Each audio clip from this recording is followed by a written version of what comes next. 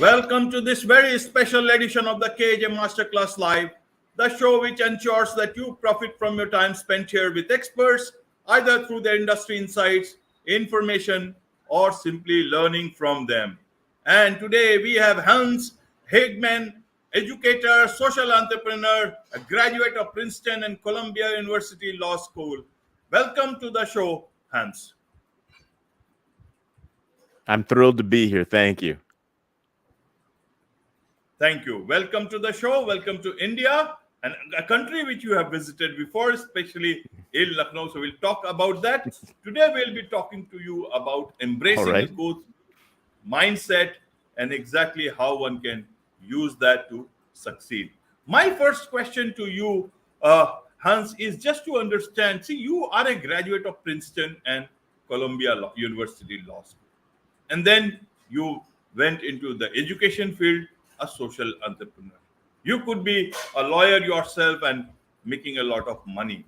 What made you move towards the social entrepreneurship? A lot of it was the example that my parents said in terms of their belief that one needs to give back to the community that you come from, and so that has informed a lot of who I am. Also, throughout the whole process, I had to determine what really brings true joy and happiness. And money is a way of kind of keeping track of those things. But there's a concept of, I think it's called hedonic adaptation. And so you can buy the next thing, have the next pleasure, but there always is more that you're going to want. And unless you figure out what your true purpose is, why you are here on earth, you're never going to experience real happiness. And being a social entrepreneur is what did that for me. Right, right. And what actually, before I come to, we'll talk about the subject of, growth mindset. But I'm just curious to understand in your journey, what made you come down to India, especially to Lucknow, where you worked so much, and you have led organizations there. You co-founded a girls' school in Lucknow for lower caste girls. So, tell us about that part of your journey because it relates so much closely to India. Well, and Ajay, I believe there are no coincidences. And so one of the ways I paid for law school was working as a personal trainer. And one of my clients was a woman named Monica who had grown up in a very well-to-do family, and she was from Lucknow. And she told me about schooling for poor girls in the community and how there was a lack of good schools. And I asked her, well, what would it cost to set up a good school? And she gave me a number. And again, there are no coincidences in my view of the world. When I was running my own school in New York City, the board of directors gave me a bonus. And the amount of that bonus happened to be how much Monica said it would cost to start a school from the ground up in Lucknow, India, her hometown. She introduced me to a couple she knew, a woman who had spent many years in schooling, her husband who had run a factory. And we spoke on the phone, and I made arrangements to travel over to meet them. I met them, fell in love with Lucknow, fell in love with this couple. We talked about the possibility of starting the school, shook hands on the deal, and ran it for about 10 years with girls ranging in age from 5 to 14. And if I had one more act left in me, I would start it up again. But it was a lot of fun. I think we did some good there.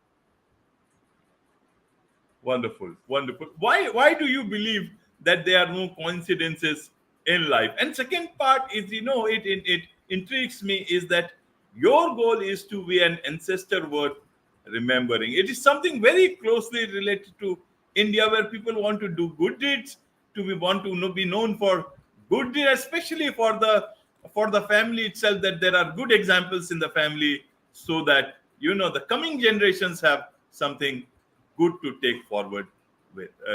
Forward with. How does that work together? It's just my life experience, and my parents always taught me to remain open to what's going on around me, and don't close your eyes to the things that happen look for connections, whether it's in relationship with people or to events in your life. And all the events in my life, I've been incredibly fortunate. And it's impossible for me to believe, based on my spiritual and religious beliefs, that it is an accident.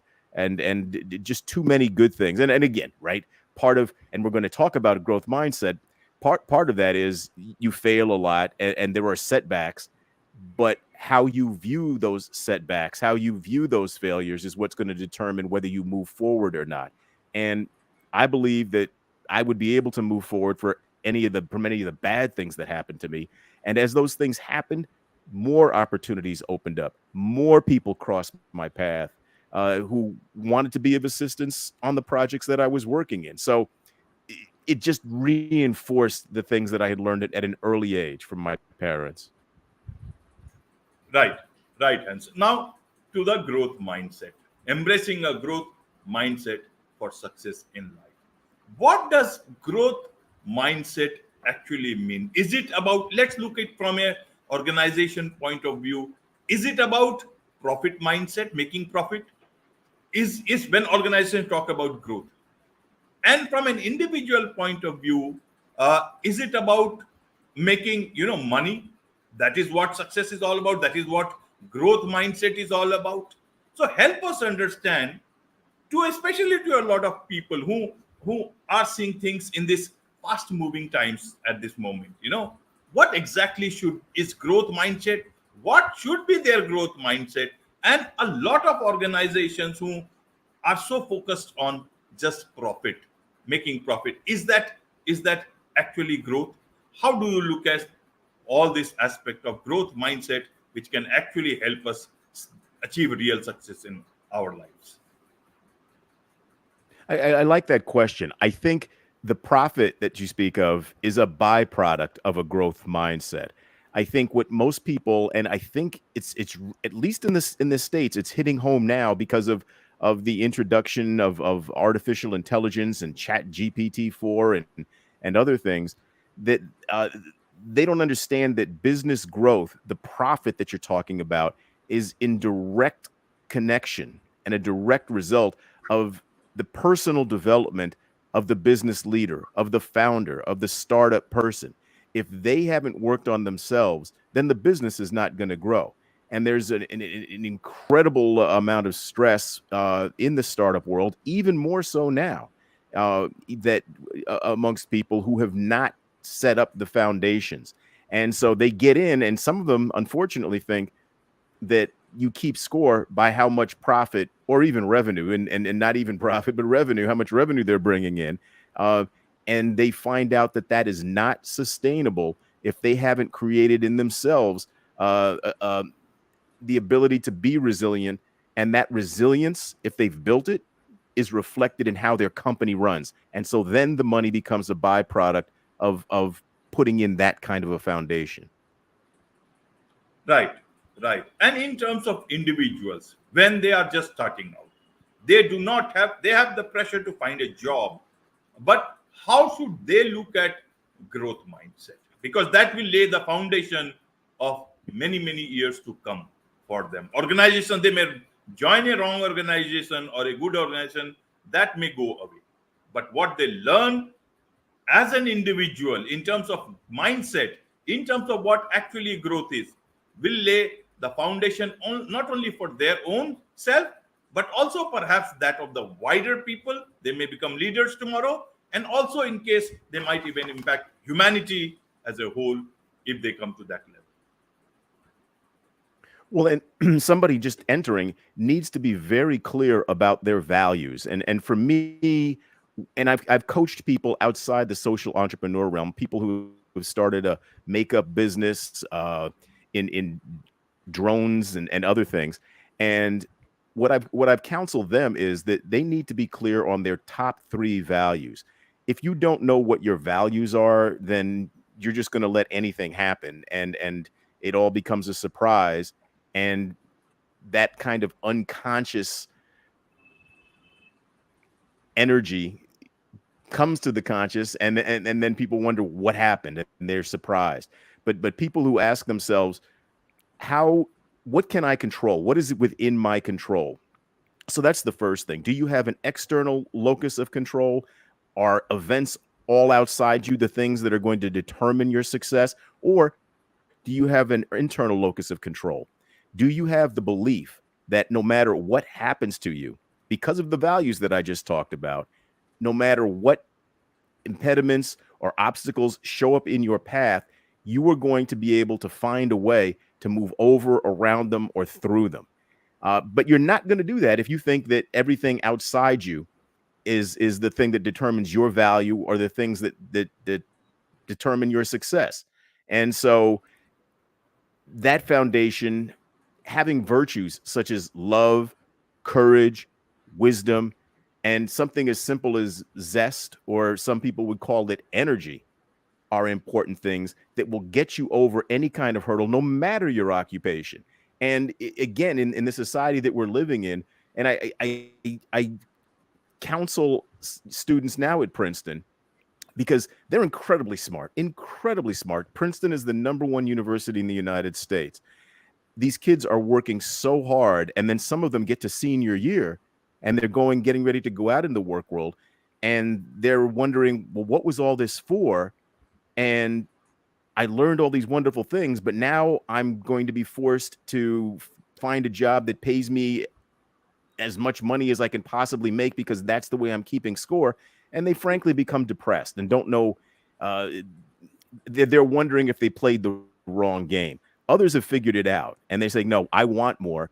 And I have this incredible education and maybe I'll go into consulting, but I also might go into music. I might want to start up my own company because they know that they have the ability to pivot. And they also ask themselves, what am I good at? What do I love to do? And what is the world willing to pay for? So if they get those three things right as well, they're going to be fine no matter what. Right, right. In terms of learning, living the life that you want, how would you put today's time as with so much of artificial intelligence, avenues on the internet, but at the same time with problems around in terms of climate change, toxicity at workplaces, great resignation happening because people want the work life balance.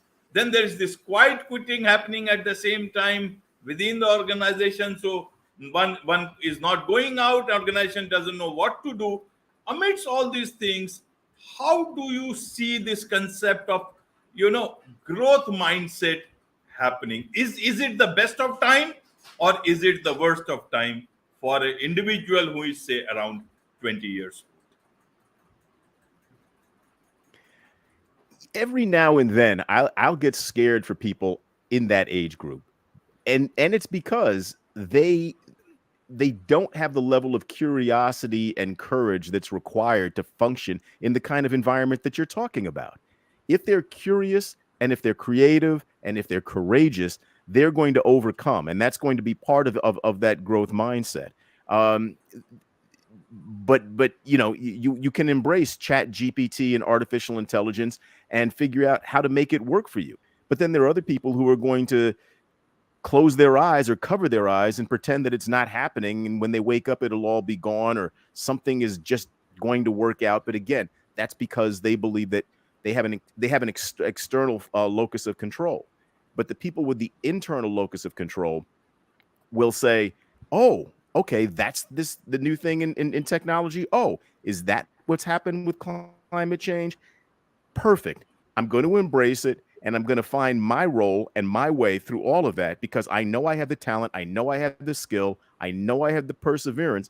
And the other thing too that I would urge young people to do is form their networks as soon as possible, because when they have a network of similarly minded people and people who are more advanced in the work world, doesn't matter what field, that's also going to be of tremendous value as they begin their search or begin their journey. And they have to understand that the career that they're entering from university is most likely, almost 100% guaranteed, not going to be the one that they're going to end up with, years from now. They will probably have several jobs and several careers, and that's okay. As long as they're doing what they enjoy as long as they're doing what they're good at. And again, as long as they're doing something that society says is of value. And they need, there's going to be a change, I believe, in society where the work of the head is valued in particularly Western society, but I think more and more the work of the heart and the hands is going to be looked at again, and it's going to be given its own value, and so young people will have options in that regard as well. Right, right, Hans. Talking of, thinking more from the heart. So, what's the role of leadership in these times? Because individuals are young, they may take some not so great steps, makes mistakes, but do they also have that chance to fall and get up, not fail, because failure is a very subjective subject. So, in terms of that, what is the role of leaders in organizations, in communities, even in the larger political system? You talk about heart centered leadership, leaders that are required, empathetic leadership. How do you see that? Especially now, you see, just yesterday, uh, two, three top leaders in the artificial intelligence industry, in the tech industry, they have written now that, listen, this is it. We have come to this stage. We have come from Chat GPT, now GPT-4, and let's wait, let's breathe, and let's look at what exactly this is all about, where this is all going into, and then we think about any other further development in this.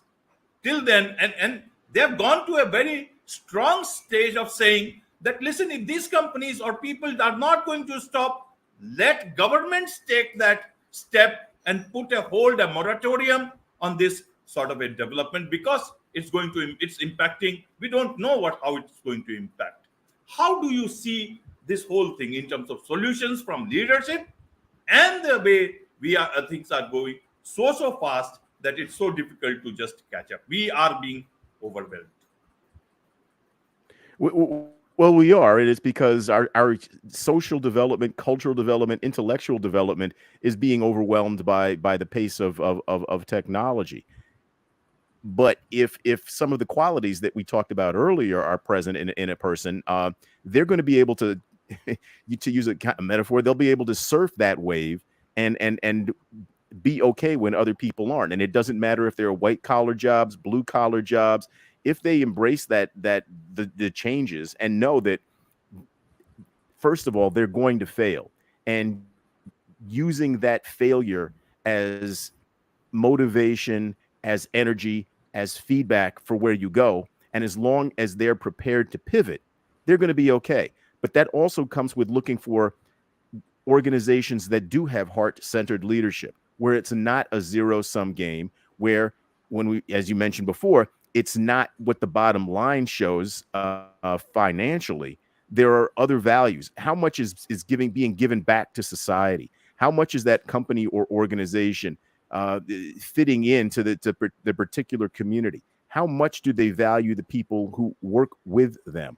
How much is it a learning organization? Because the whole, not just the individuals, but the organization has to make a commitment to being a learning organization, and having honest conversations, and not it. Business will no longer be able to be as hierarchical as it's been either.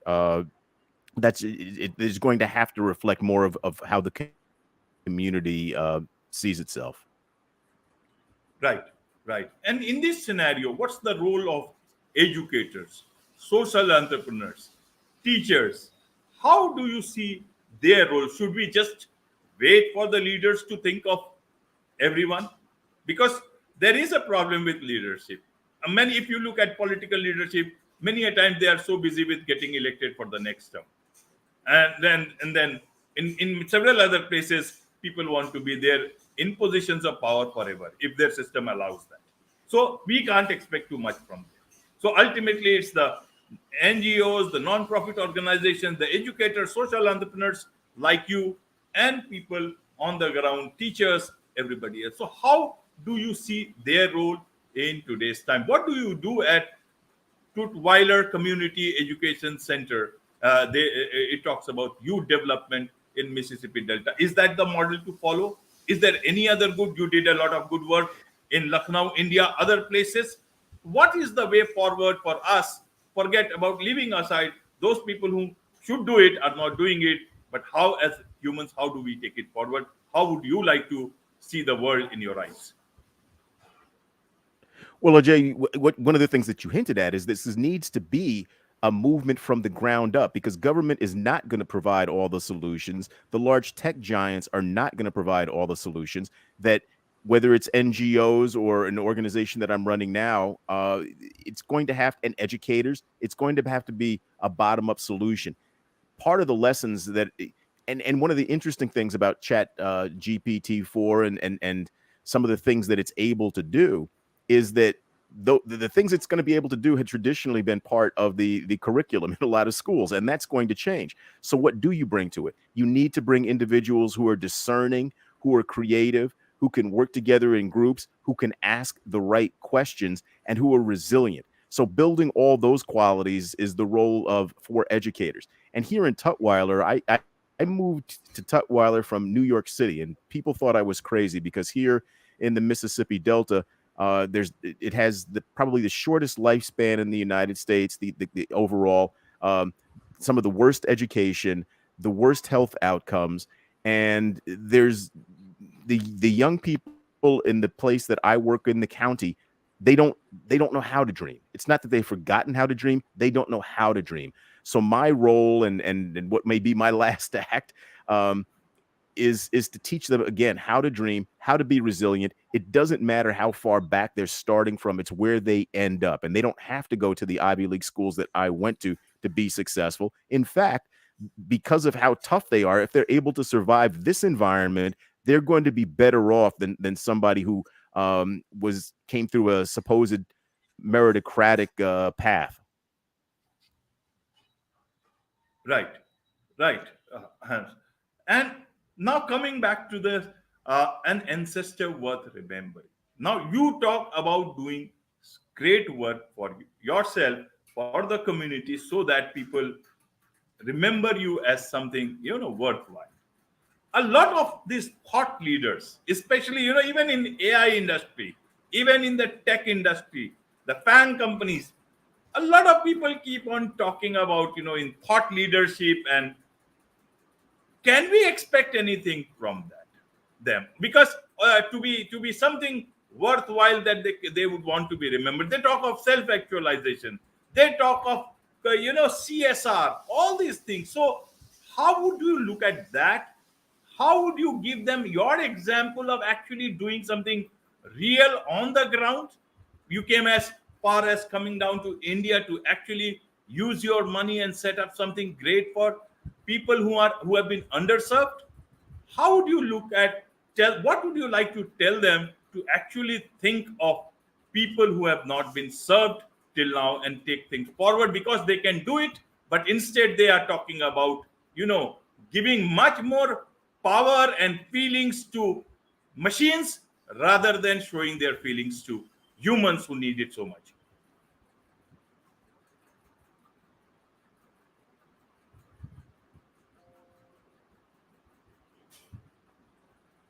Hence, was my audio clear?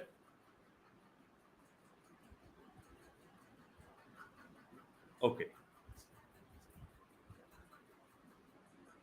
I think it's going to be a battle, and I think people are going to have.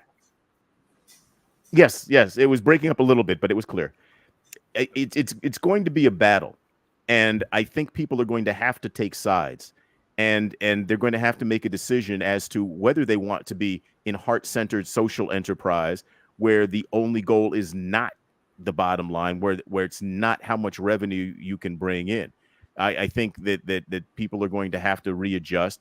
I think we're going to have leaders who reflect that belief. But I think there's going to be a painful time, and I think individuals are going to have to get in community with one another and decide what their values are. And it could have a wonderful ending, but I think people are going to have to wake up fairly quickly, and as I said, decide which side they are on. Otherwise, they're going to be swept aside with the rapid growth of technology, with the rapid consolidation of power amongst the most wealthy. Because I have friends who are worth 30, 40, 50 million. I even have somebody who's given to my organization is worth 4 billion, but that makes him the 300 wealthiest billionaire in the United States. So there are people with a lot more financial means, and they're going to do what they're going to do. And for the people that I work with and the people that I've worked with in the past to say, well, we want to change that, that's probably not going to happen. But what they can do is they can put their bucket down where they are and decide also that they want to plant trees under which the shade they'll never sit. They'll want to be ancestors worth remembering, and they can understand that happiness is fleeting, in my opinion, but joy can be forever. And there are so many wonderful ways to measure our own humanity and the path that we're walking, and we shouldn't let other people define it for us.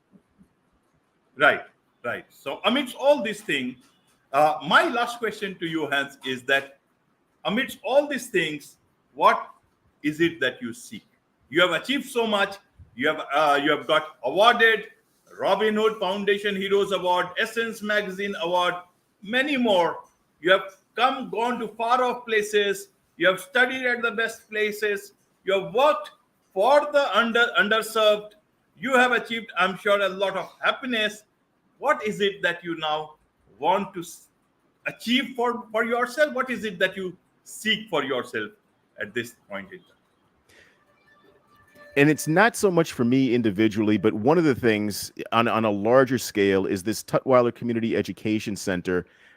I want to make it a place where young people decide, you know what, we're not going we may leave this small town to find our fortune, but 1, 2, 3, 4, 5 years from now, they'll say, you know what, look at what Tutwiler is doing. Look at what that community center is doing now. We want to go back and be a part of that. So I'm in a town that if this community center doesn't work, if I don't make it work, this town will die.